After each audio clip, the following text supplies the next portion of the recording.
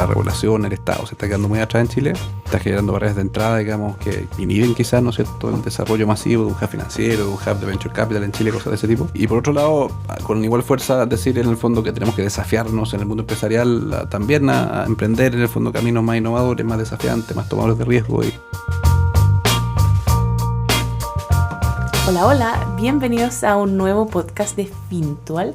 Nos llamamos Fintox y estamos aquí con Bernardo Larraín, presidente de la SOFOFA, con Agustín y Omar de Fintual. ¿Cómo están? Hola, hola. Hola. Bien, ¿y tú, Francesca? Muy bien. Bernardo, ¿cómo estás? Muy bien, muchas gracias por la invitación. Muchas gracias a ti por venir. No sé si hace tiempo que no teníamos un invitado como del mundo tradicional empresarial. Yo creo que desde Javier Echeverry que no nos visitaba alguien que no fuese fintech. Efectivamente. Oye, Bernardo, pero tú igual has estado yendo a Silicon Valley últimamente. ¿Qué nos puedes contar de tu experiencia? Bueno, la idea básicamente es, ustedes saben que SOFOFA, sus socios son grandes empresas chilenas, de todo tipo de sectores, no somos solamente industrial, el origen de SOFOFA es industrial, pero tenemos desde Sonda, TI, en fin, retailers, hay de todo, digamos. Tenemos casi 170 empresas.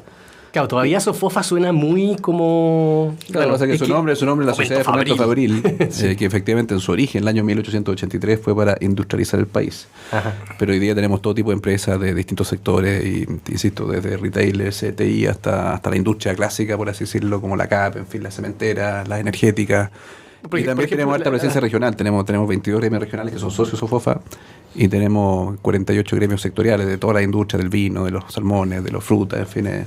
Es un poco la institución empresarial con más capilaridad y más transversal en cuanto a sector y tipo de empresa. Entel, Movistar, WOM. También están ahí. Entel está, Telefónica está, en fin. ¿Y este viaje a Silicon Valley fue en el contexto que la SOFOFA quería hacer algo en particular o conocer nomás? Sí, el SOFOFA, el rol tradicional que quizás todos ustedes conocen es promover o participar activamente del debate de políticas públicas, promover, reaccionar. Nosotros queremos más promover que reaccionar. Tradicionalmente era más bien una reacción a lo que plantea el gobierno. Hoy día estamos más propositivos. Pero también dijimos, si somos una plataforma que tenemos 270 empresas grandes, bueno, aprovechémosla para intercambiar buenas prácticas, y entre otras buenas prácticas o entre otras, digamos, por así decirlo, acciones sistemáticas que queremos promover, ¿no es cierto?, en las empresas grandes chilenas es su aproximación a la innovación.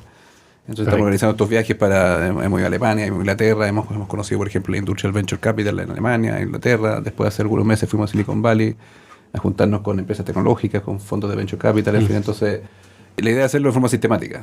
No solamente el viaje, por así decirlo, sino que también estamos creando un proyecto que se llama el SOFOFA Hub, que pretende conectar fricciones, desafíos, problemas de las grandes empresas chilenas con soluciones tecnológicas que estén fuera de su perímetro, digamos. Nosotros, en el fondo, muchas veces la empresa grande cree que toda innovación y todo nuevo proceso o todo nuevo sistema o modelo de negocio surge de adentro. Claro, de los propios empleados. Claro, entonces, además de que es importante hacer eso, de que realmente generar plataformas de innovación abierta dentro de la empresa, creemos que nos falta conectarnos, introducirnos en ecosistemas de innovación. Entonces, y en ese sentido, ¿qué hay visto afuera que resulte? Porque son como dos mundos medio separados. El Venture Capital está más preocupado de meterle plata nomás a empresas que están en nacimiento y que van a crecer rápidamente, tipo Airbnb, qué sé yo. Y por otro lado están estas grandes corporaciones tratando de mantenerse al día, sobrevivir, qué sé yo. Bueno, las grandes corporaciones tienen distintos modelos, incluido, por ejemplo, tener fondos de Venture Capital internos, que llaman el Corporate Venture Capital. O bien invertir en fondos de Venture Capital con el objeto de estar conectado con lo que está ocurriendo en los perímetros de su industria. O alternativamente, la otra aproximación es incorporarse a plataformas de innovación abierta. Pero ahí el objetivo de una gran empresa, por ejemplo, de tener inversiones en una startup chica que podría competirles, por ejemplo. ¿Cuál es el...? Bueno, ese es un poco el problema que tiene el Corporate Venture Capital, que muchas veces la aproximación de una corporación hacia...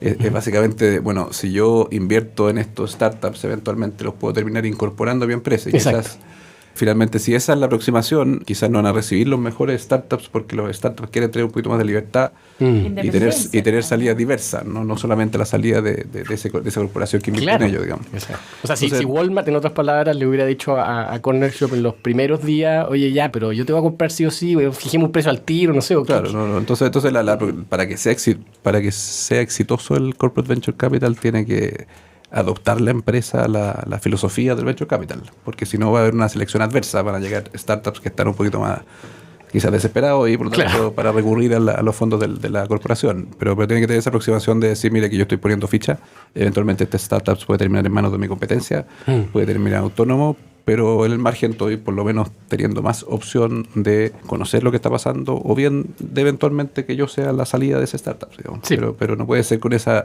lógica de control o de capturar, por así decirlo, necesariamente el valor de ese startup. Ahora, al menos muchas veces cuando se hace una inversión, los inversionistas son avisados antes de que se genere una nueva inversión y tienen la opción también de mantener su participación o de... Claro, y tienen opciones de coinvertir. Muchas veces los fondos de Venture Capital le ofrecen a los inversionistas opciones de coinversión. Le ofrecen también su cierto acceso, no son inversiones pasivas, sobre todo los fondos de Venture Capital un poquito más pequeños que están iniciándose, no aquellos que grandes que ya tienen una red de inversionistas súper desarrollada, pero los otros están generando esa opción de que el inversionista corporativo acceda a ciertas reuniones trimestrales con ellos, donde les entregan en el fondo lo que está pasando en los perímetros de su industria. Así que yo creo que ese pueblo es interesante. Yo creo más bien en una corporación que pone fichas en distintos venture capital que desarrollar un fondo de venture capital corporativo adentro. Perfecto. Porque creo que Eso de poner ficha en la práctica, ¿lo van a hacer con ficha directa a la empresa, con un fondo de venture capital que no tenga nada que ver con la Fichas en SOFOFA? fondos, dijo. Yo creo que son todas aproximaciones posibles. Yo veo de repente, por ejemplo, Guaira de Telefónica pone ficha directamente en startups. Ya, perfecto. Y lo incuba, en fin, y otros dicen a través de fondos, porque es buena esa intermediación del inversionista experto. Claro.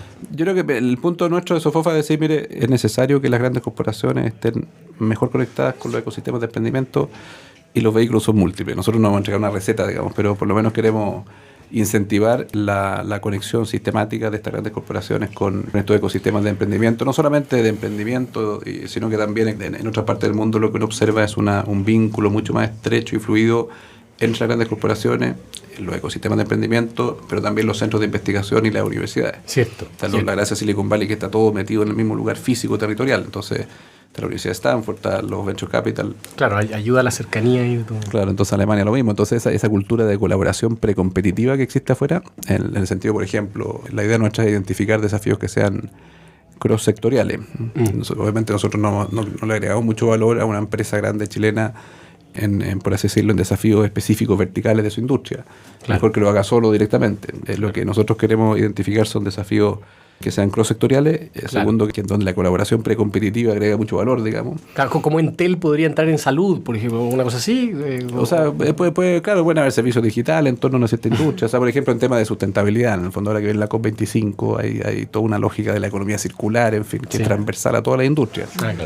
Entonces, cosas de ese tipo, que tengan un componente ambiental, que también tengan un componente para que la Sofofa agregue valor, es que ese desafío tecnológico para desplegarse masivamente requiera, por ejemplo, un cambio regulatorio. Entonces, nosotros como Sofofa acompañamos el diálogo con el regulador para incentivar el cambio regulatorio. ¿Y cómo ha sido la recepción de estas grandes corporaciones locales? Ellos han participado, no sé si hay algún porcentaje o algo así. Mira, la idea les gusta, obviamente desde la idea a hacerse, porque nuestra idea es que las empresas grandes sean socias de este hub a través de un esquema de membership y que básicamente aporten un cierto fee, por así decirlo, para financiar el overhead del hub, digamos. Así que todavía no llegamos a ese punto de tener en el fondo los compromisos, pero queremos desarrollar bien el proyecto. Y más o menos cómo es la bajada, o sea, para entender un poco más de este hub, o sea, ¿cómo funcionaría? ¿Es un espacio físico? ¿Qué es lo que...? Es más bien un espacio virtual. Nosotros queremos, para iniciar una especie de ejecución más rápida, vamos a poner en la mesa 2 o 3 desafíos que ya los tenemos identificados. Por ejemplo, economía circular. Perfecto. En economía circular hay una nueva ley, entonces se requiere instalar una nueva industria, que es la industria del reciclaje, de la valorización de residuos industriales.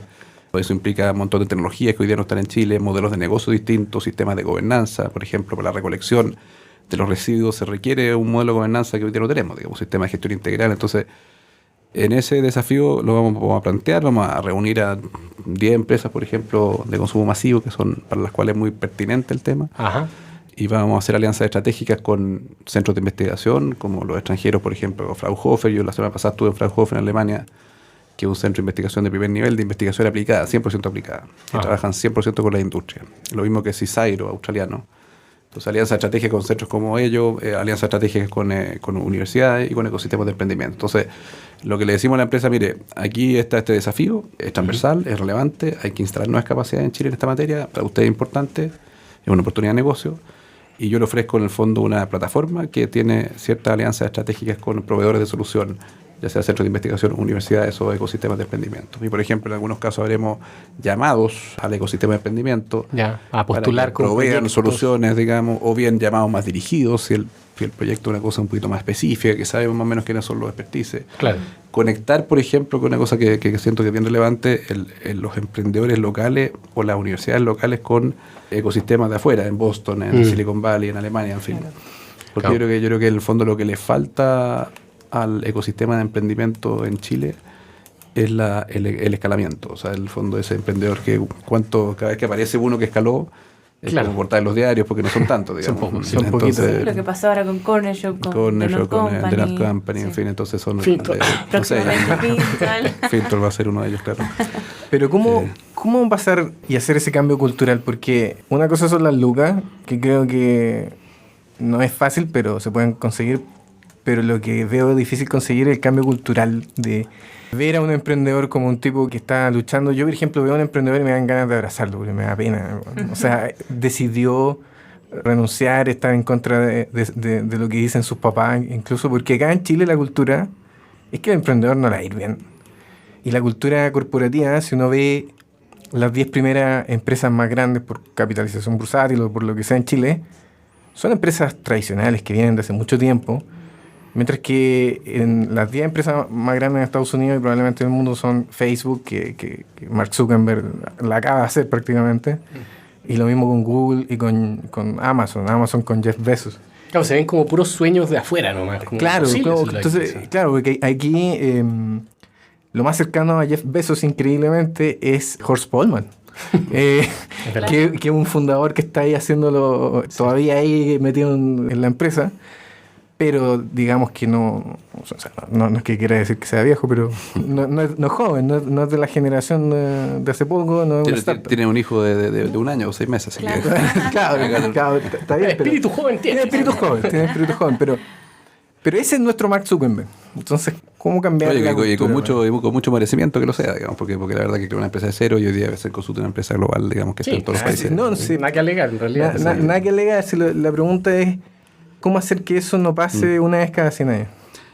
Primero, el vaso medio lleno. Yo creo que Chile es competitivo en una serie de industrias que siguen siendo pertinentes para el mundo. No es que sean industrias obsoletas. O sea, si uno piensa el cobre, ¿no es cierto?, va a ser el protagonista de la electromovilidad, lo mismo que el litio.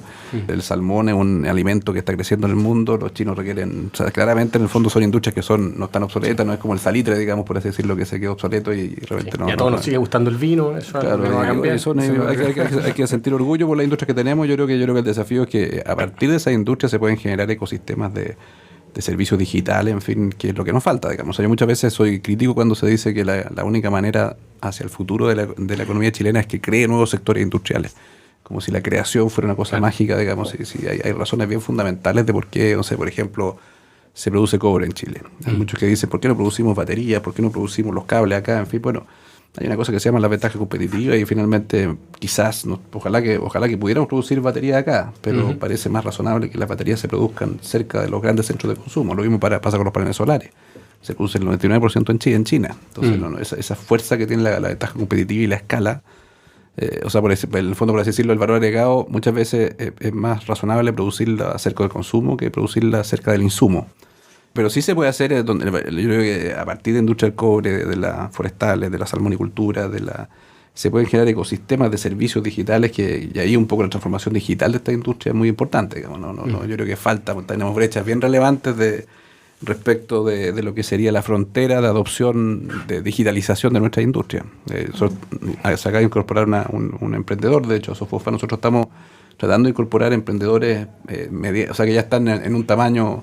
Claro. Están creciendo ya, digamos. Esta era una empresa que provee a la industria minera en base a sensores, focalizar la minería subterránea para básicamente poner todo tipo de sensores para capturar la información y optimizar el tráfico de flota, en fin. Buenísimo. Entonces él dice, bueno, como no estaba digitalizada la minería subterránea, bueno, mal podía yo prestar servicios digitales. Entonces el potencial que tiene si digitalicen estas industrias principales tradicionales para generar en torno a ellas ecosistemas de servicios digitales que es muy probable que estén provistos por terceros, no por ellos mismos, es gigantesco. Entonces yo creo que el valor agregado va por los servicios digitales, en fin, en torno a estas industrias principales que Pero es cierto que tenemos bajo I+D, es cierto que no surgen tanto, ojalá que hubiera un corner shop o un fintual de la bolsa de comercio transándose hoy día, en el fondo. Claro. Yo creo que la empresa chilena ha sido súper exitosa y probablemente ha tenido muchas oportunidades de generación de valor expandiéndose internacionalmente y quizá no está tan desafiada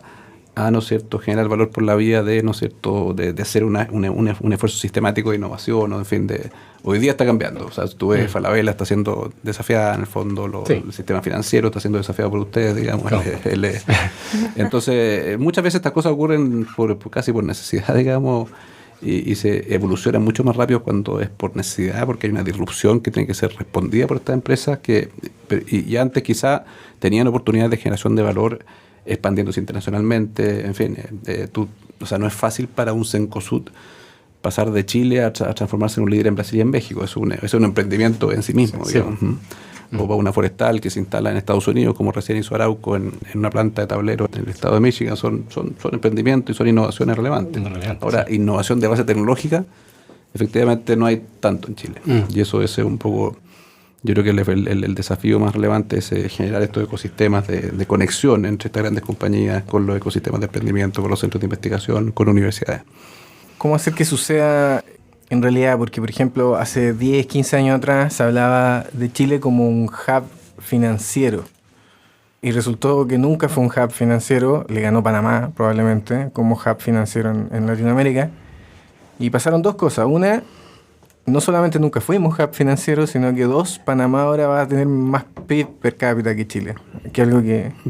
No sé si te duele o no, a mí me duele un poquito. Y ahí va mi pregunta, dos. Primero, ¿cómo hacer que suceda y no pase lo mismo que la idea de hub financiero de Latinoamérica? Y dos, ¿te duele un poco que haya pasado eso? Sí, por supuesto. Yo creo que siempre en las presentaciones que uno hace, Chile es el país con más producto per cápita de Latinoamérica y hace un par de años hemos tenido que corregir esa presentación porque nos pasó Panamá, digamos.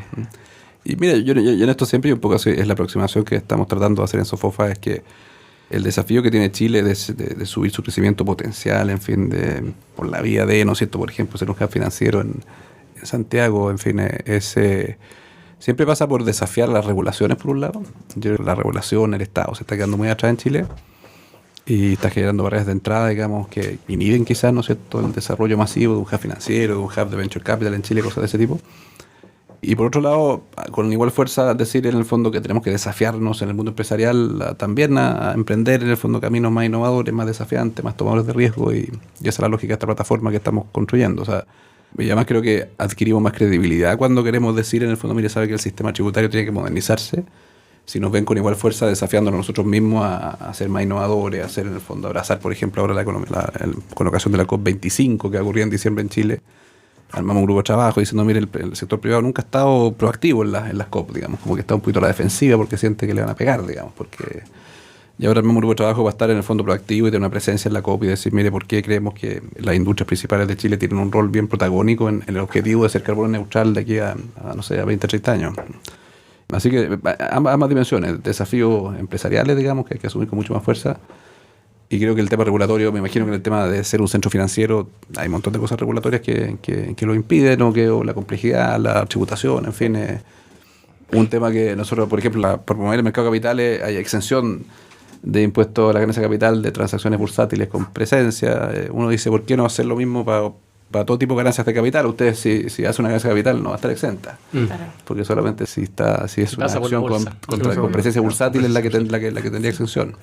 Claro. Ahora, las justificaciones que hacían para eso era que era fundamental para evitar en el fondo precios manipulados, por así decirlo, para amplificar la ganancia de capital, era que hubiera un mercado que realmente determinara ese precio. Ese es el argumento de que solamente las acciones con presencia tienen exención, pero teóricamente, sin esa dificultad de implementación, si uno quiere ser, por ejemplo, un hub de venture capital o que los fundadores se instalen en Chile o que registren las compañías en Chile, hay un montón de cambios tributarios que hay que hacer, regulatorios, etcétera.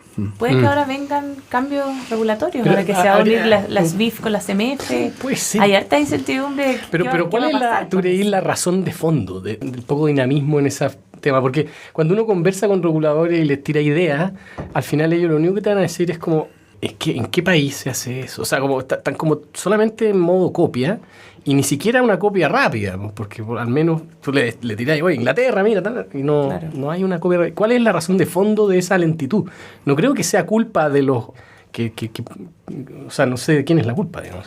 ¿Tú tenías una idea de...? Yo creo que el mercado financiero es un caso interesante de estudiar, digamos, en el sentido de que desde el punto de vista de los fintech o de algunos, no sé si el caso de ustedes, pero en muchos otros casos que no tenían una regulación y que la ausencia de regulación finalmente actuaba como un impedimento para que se desarrollaran en forma, no sé, el peer-to-peer lending, ese tipo de cosas. Claro, caso del cumplo. Bueno, claro, hay distintas versiones. El regulador dice la seguridad, el sistema financiero tiene que ser seguro, tiene que ser robusto, tiene que ser en el fondo la ciberseguridad, etcétera, etcétera. Entonces uno dice, ojo, tanta innovación puede ir en contra de la seguridad. Y que una reflexión bien intencionada, creo, pero quizá sobregirada, puede actuar como una barrera a la entrada de nuevos actores. Y otros dicen, no, esto el incumbente siempre está en el fondo tratando de influir en el regulador para que se mantenga la regulación como está, porque así en el fondo mantiene barreras de entrada. Pero es un hecho objetivo que la regulación siempre va a ir un poquito más atrás de la innovación, digamos. Entonces, pero en otros países puede que Chile en el tema de medios de pago, por ejemplo... Han habido casos, o sea, cuando vino Javier Echeverría, él mismo nos contó que el tema de las transferencias electrónicas automáticas, instantáneas y gratis fue un empujón eso fue partido del regulador. Él dijo, oye, bancos, esto tiene que ser así, así, así. Y me da la sensación de que eso se ha perdido un poco, como esa un poco pesadez, digamos, con los incumbentes. O sea, a decirle, oye, haga lo que tiene que hacer. O sea, por ejemplo, haga APIs hoy día, abra el APIs bancaria, en el fondo. ¿Cómo puede ser que todavía no tengamos APIs bancaria? No, el fondo, no sé si el regulador tiene que estar indicando las cosas que debe hacer el regulado. Yo creo que normalmente los actores, los privados, son los que están siempre proponiendo nuevas cosas y el regulador se queda un poquito atrás. Pero claramente, por ejemplo, en medios de pago yo creo que hay mucho por hacer. Yo escuchaba a muchas personas o emprendedores que de alguna forma u otra los medios de pago son fundamentales para desplegar su emprendimiento, que han dicho que Chile es un lugar bastante único en cuanto a lo poco evolucionado que está su regulación. Y eso es un tema fundamental. Entonces, yo creo que puede ser una combinación de influencia del incumbente, de un regulador poco dinámico.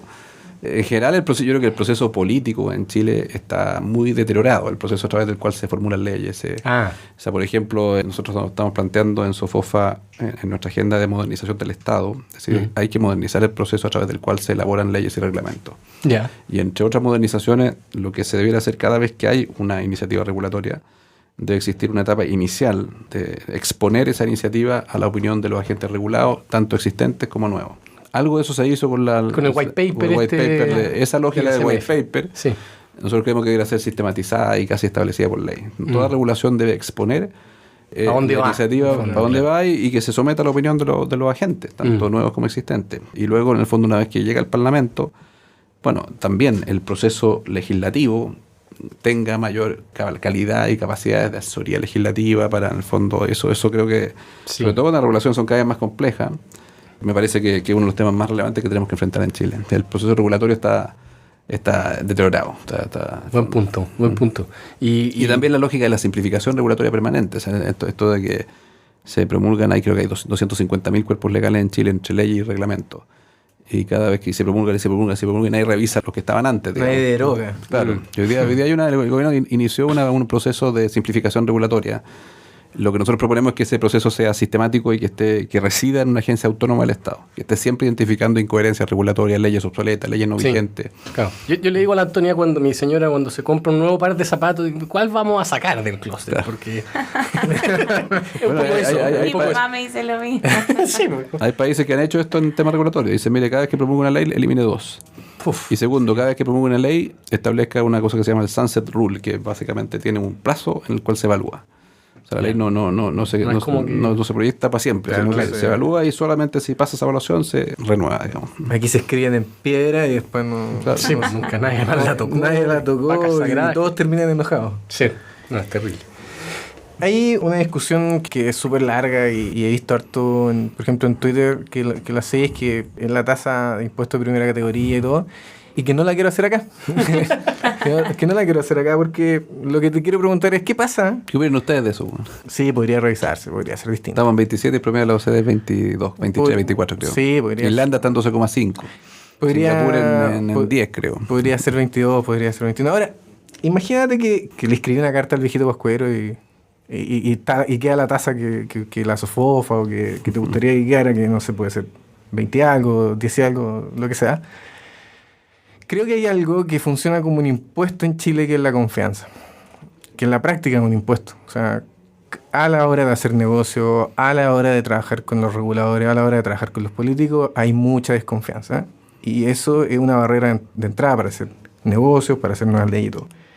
¿Cómo bajaríamos ese impuesto? ¿Cómo hacer que haya más confianza? O sea, y que los negocios funcionen más rápido, a nivel de emprendimiento, que se genere más cosas. Hay muchos emprendimientos que no se han hecho porque no había confianza. No había confianza ni de los que le pusieron plata, quizás, ni de los que recibieron plata, desconfiando de quién lo está haciendo. O sea, y aquí estamos todos atrincherados. ¿Cómo cambiar eso? No, muy de acuerdo, muy de acuerdo. De hecho, estábamos haciendo esa reflexión porque de repente nuestra acción se centra mucho en la reforma, el tema tributario, el tema laboral, que no hay duda que son pesos en la mochila de un emprendedor, ¿no es cierto? Uh-huh. Pero por lo menos son pesos, los pesos que están cuantificados, pesos que se pueden incorporar en los flujos, en fin. Exactamente. Son pesos que reducen la velocidad del ritmo, pero son pesos, predecibles, en fin, etcétera. Entonces, que sé, bueno, ¿cuáles son las barreras más complicadas? Son las barreras informales, por así decirlo, al crecimiento, que se relacionan mucho con la confianza.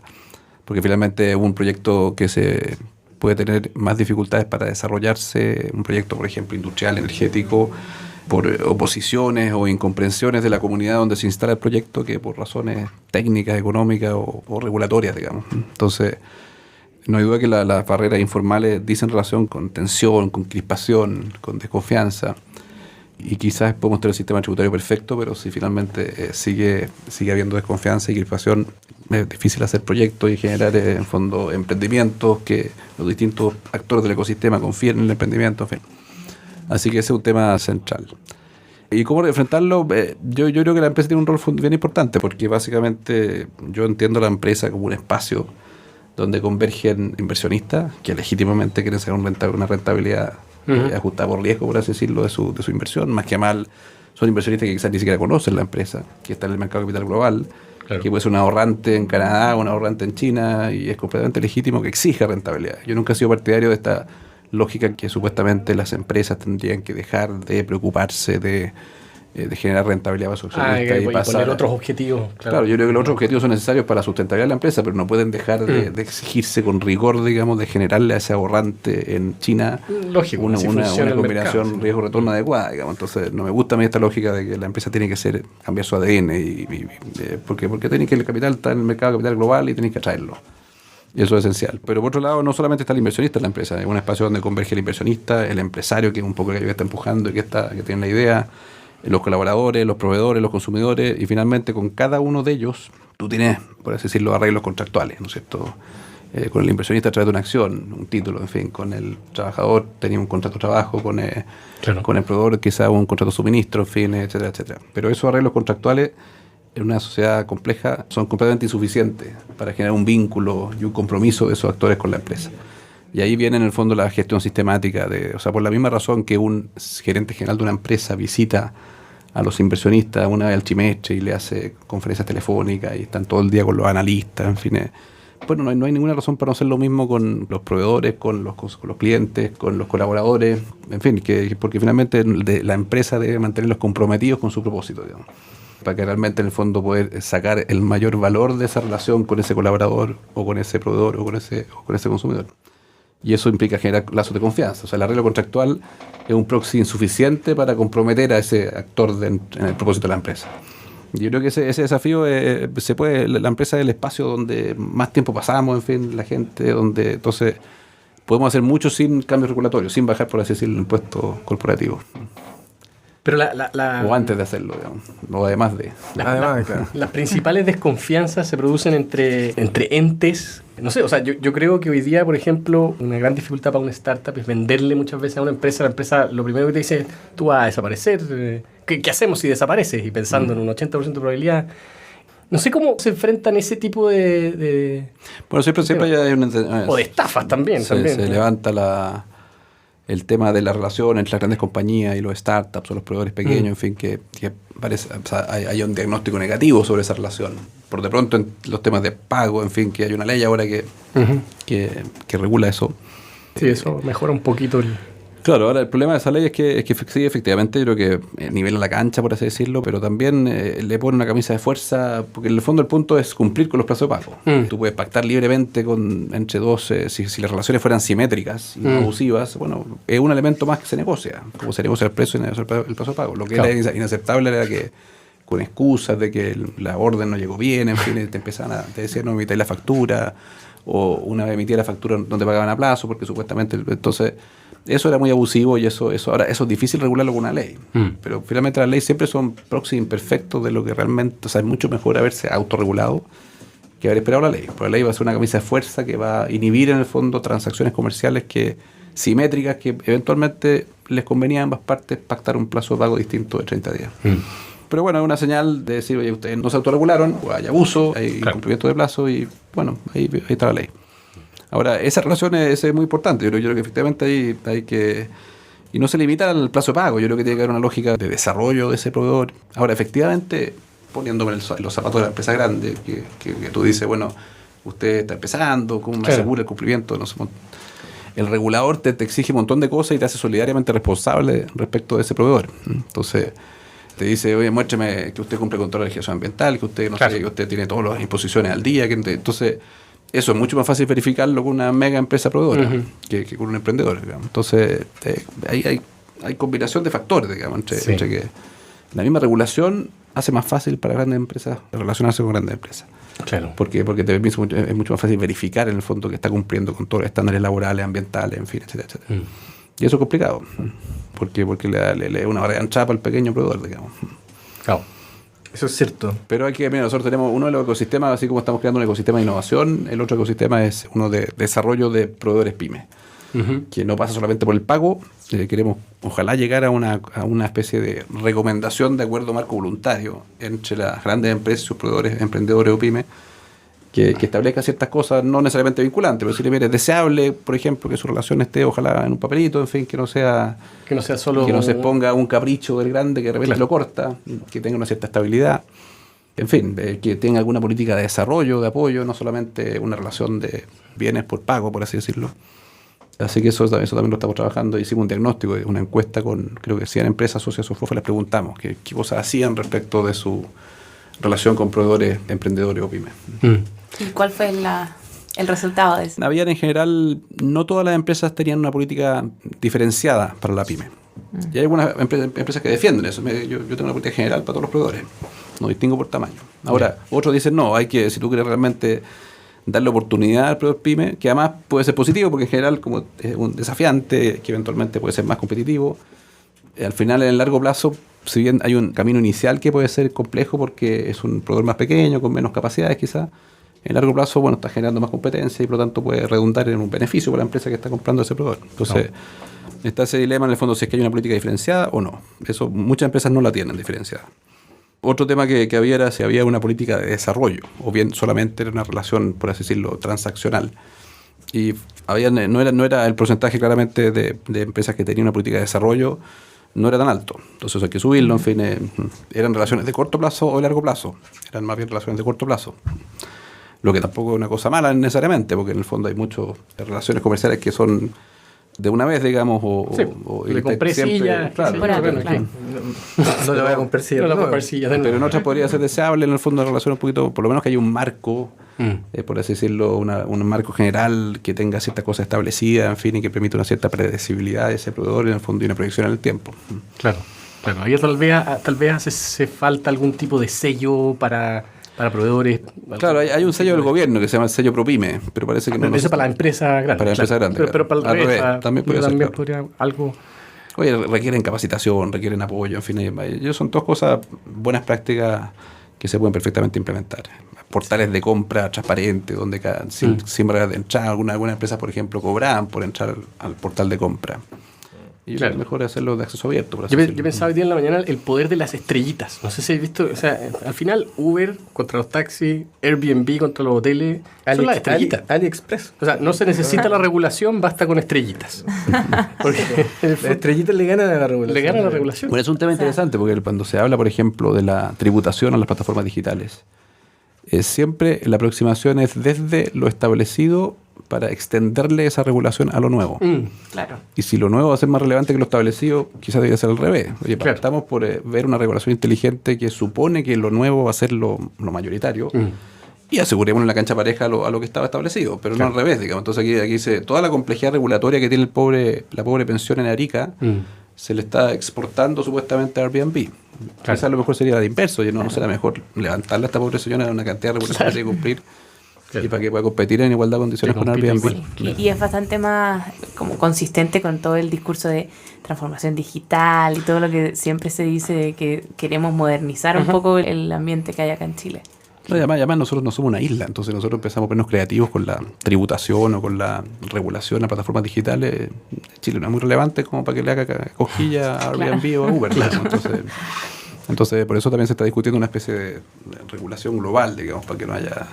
que lo está discutiendo la OECD, en fin, Mira, no sabía. un sistema tributario global para estas plataformas digitales.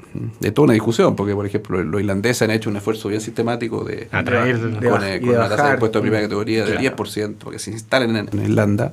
Y ellos dicen, bueno, el valor agregado está acá. Porque la otra teoría dice que le van a aplicar una especie de IVA, o sea, un impuesto, y quién va a recaudar el impuesto va a ser en función de dónde están los usuarios, digamos. Pero Irlanda dice, no, pues yo soy un país chiquitito, no tengo muchos usuarios, pero la plataforma está acá. Acá está la Casa Machilla, acá están los ingenieros, acá están... Entonces, ellos quieren recaudar el impuesto. Claro. Entonces, hay toda una discusión global interesante. Es complicado. Bueno, Bernardo, muchísimas gracias por haber venido. Estuvo muy entretenido el podcast. Yo lo pasé súper bien. Muchas gracias a Agustín y a Omar por haber estado acá. Y Bien, eso, pues, nos estaremos escuchando en otra edición de FinTalks. Sí, muchas Sí, gracias. muchas gracias, estuvo muy entretenido, muy simpático. Son buenos entrevistadores. Tan buenos como emprendedores en el mundo de la fintech. Eso esperamos. Muchas gracias. Bueno, Gracias, muchas gracias. Nos gracias vemos. a nuestros Ya, que estén auditores. bien, muchas gracias. Chao, chao. Chao.